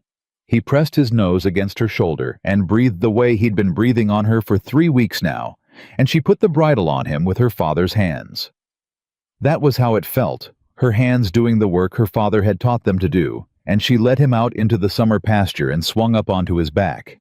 He moved like water finding its natural course. She took him down the length of the pasture and back, and then again, and then she let him go at his own pace. And his own pace was generous and clean and nothing like the animal who'd been shaking in a corral 3 weeks ago. He moved because he wanted to. He moved because she was on his back, and he'd decided that was a good reason. When she brought him back to the gate, Caleb was at the fence. He'd been there the whole time. She'd known it. "He's ready," she said, pulling Thunder to a stop. "You knew he would be," Caleb said. "I knew he could be," she said. "That's different. He had to decide." She patted Thunder's neck. "They always have to decide themselves. You can't do that part for them." Caleb looked at her. She looked at him. "Is that advice?" he said. "It's observation," she said. "Take from it what applies." The corner of his mouth moved. She'd been watching for that particular movement for 3 weeks, and it was still worth the wait. She swung down from Thunder and led him through the gate and stood close to Caleb in the afternoon light, and she held her father's cavalry bridle in both hands and looked at it for a moment. The worn leather, the old brass, the shape of something her father had carried and trusted and given her because he knew she would carry it too. She held it out to Caleb. He looked at it, looked at her. "I want it hung in this barn," she said. "Somewhere people can see it, not put away." She paused. "His name is cleared. He doesn't need to be kept hidden anymore." Caleb took the bridle from her with both hands. He held it with the particular care of someone who understood what he was holding, not the object, but the weight behind the object. "I'll hang it myself," he said. "Today." She nodded. He looked at her for a long moment, the bridle in his hands, and the summer light around them, and the ranch going on its ordinary business in every direction. "Your father was worth knowing," he said. "And you." He stopped himself because she'd told him not to say things he'd rehearsed, and she saw him find the unrehearsed version. "You are the best thing that has walked through that gate in the 12 years I've run this ranch." The mountains held that quietly. She put her hand on his arm, just her hand, just the warmth of it, and she looked up at him, and she didn't say the next thing out loud, because it didn't need to be said out loud. He knew. She knew he knew. That was how it was with the things that mattered most. You didn't have to announce them. They were already there, already true, already doing their work in the world, and all you had to do was stop keeping yourself from them. There are women who arrive at places broken, and places that meet them with cruelty, and men who mistake a woman's exhaustion for weakness and her patience for submission. And they are wrong, every one of them, in every time and every territory and every story that has ever been told on this ground. Grace Whitaker rode into Mercer Ridge with a limping horse and $11 and a cavalry bridle wrapped in oilcloth, and she had been mocked and threatened and underestimated by every person who had not yet seen what she was made of. She stayed. She worked. She saved a stallion that nobody believed could be saved, and a mare that would have died in her stall, and 3 horses that would have been lost in the dark, and a water claim that had been nearly buried under fraud, and a dead man's name that had been carrying someone else's shame for 3 years. She did all of it with her hands and her voice and her mind, and the specific knowledge that some things could only be done quietly, and some things could only be done by someone who had decided not to leave. And in the end, she did not belong to Mercer Ridge because it had given her something. She belonged to it because she had given everything she had to it freely, in full knowledge of the cost, and it had become hers, The only way anything ever truly became anyone's. Through the daily work of caring for it. The daily refusal to be driven from it. The daily choice to stay. Sergeant Nathaniel Whitaker's name was recorded in honor in the official files of the 3rd Colorado Cavalry, and his daughter's name was spoken with respect in every corner of the high country, from Granite Falls to the Wyoming border, and Thunder ran the summer pasture at Mercer Ridge like he owned every blade of grass under his feet. And Caleb Mercer. Quiet. Honest, mountain-built. Caleb Mercer hung the cavalry bridle on the barn wall, where everyone could see it, and every morning when he walked past it, he touched the brass fitting once with 2 fingers, and that was his agreement with the man who had saved his life and the woman who had saved everything else. Grace Whitaker had come out of the brush limping, leading 3 horses that weren't hers to lose, and she had walked through the gate of a place that did not know her yet, and she had made it know her one honest day at a time, until the place could not remember what it had been before she was in it. That was not luck. That was not charity. That was a woman who knew her own worth before anyone else did, and refused, absolutely refused, to put it down until the world caught up.